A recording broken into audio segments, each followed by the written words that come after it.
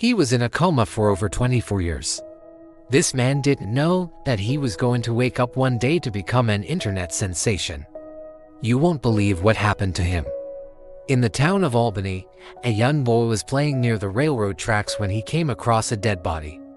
He quickly ran to tell his mother about the discovery, but she told him to go back and check if it was a man or a woman.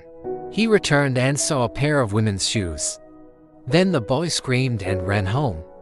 It was September 7, 1985.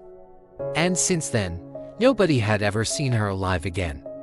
The victim was 32-year-old Donna Sacco, who worked at a local convenience store. She was last seen alive around 11 p.m. when she closed up shop. A security guard working the night shift drove past the store and spotted her walking along the train tracks. What he didn't know was that she had been stabbed twice in the chest.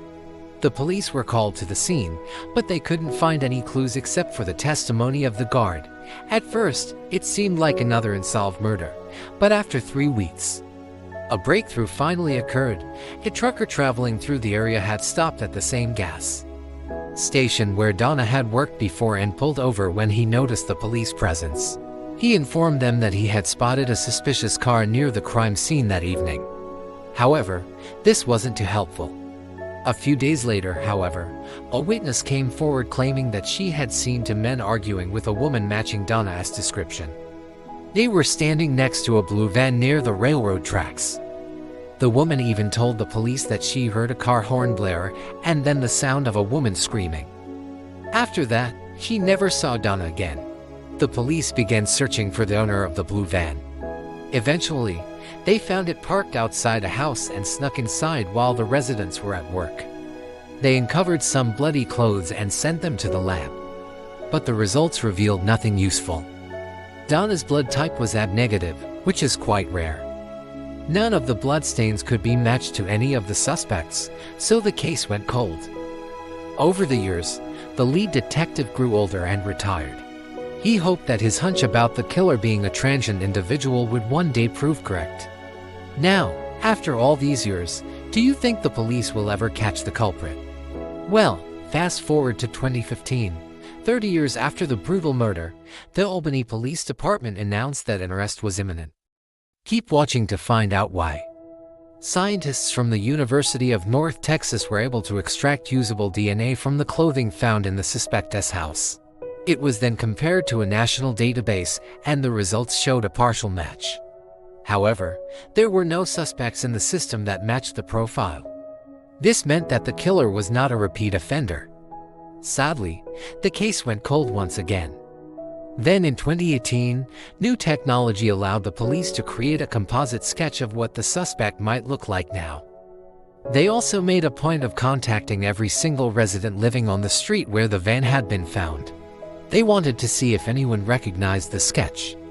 After all, someone may have known something. Yet most people were afraid to come forward because they didn't want to get involved. Those who did, however, were told that they would be kept anonymous. So far, this has not yielded any positive results. But just when all hope seemed lost, a relative of the victim saw the composite sketch online and instantly recognized the man in it as her family member. But what did she have to do with the crime? Well, her name is Colleen Fitzpatrick, and she runs a website called the Doe Network, which helps identify missing persons. When she saw the image, she immediately thought of her cousin, Michael Thompson. Not only did he fit the description perfectly, but she knew that he had served time in prison for manslaughter. However, she could not bring herself to inform the police until she gathered more evidence. So instead, she paid a visit to the grave of her cousin and brought along a bouquet of flowers. There she left them at the headstone and prayed that Michael would confess to her what he had done. Fitzpatrick then waited patiently for several weeks until she finally received a call from her cousin. He admitted everything to her over the phone. And although she was shocked, she agreed to testify against him. Now that the police had a solid lead, they wasted no time in apprehending Michael Thompson. He was surprised to hear the news and insisted that he had nothing to do with the crime. He claimed that he was at work when the murder took place. Unfortunately for him, his alibi was disproven by one simple piece of evidence. Do you know what it was? Well, let's find out together. The police arrested Michael Thompson and charged him with Donna's murder.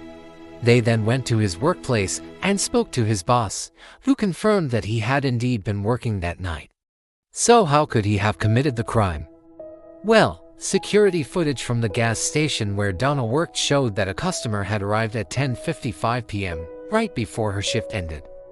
The employee clocked out at 11 p.m. and moments later, the same man left the store. Finally, the police checked the security footage from the store and made a shocking discovery. They realized that the man leaving the store looked exactly like Michael Thompson. This was enough evidence to secure a conviction. After hearing the news, Donna's sister expressed her joy.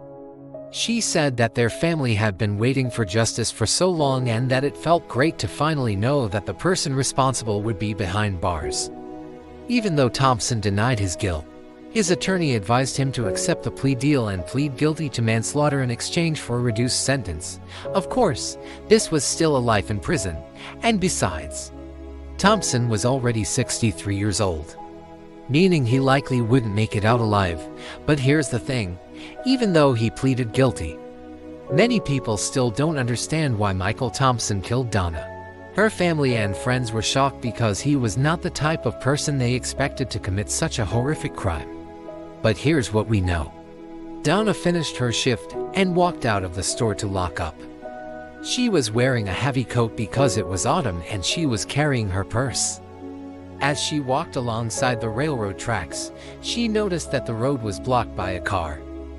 In order to get to the other side, she had to walk onto the tracks. That's when she met Michael Thompson, who was sitting inside the car. According to Thompson, Donna began walking along the car as if she were trying to hitch a ride.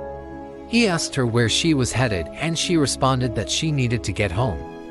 He then offered to drive her, but she declined and continued walking. Enraged by her refusal, he honked the horn and she screamed. He got out of the vehicle and confronted her, pushing her to the ground.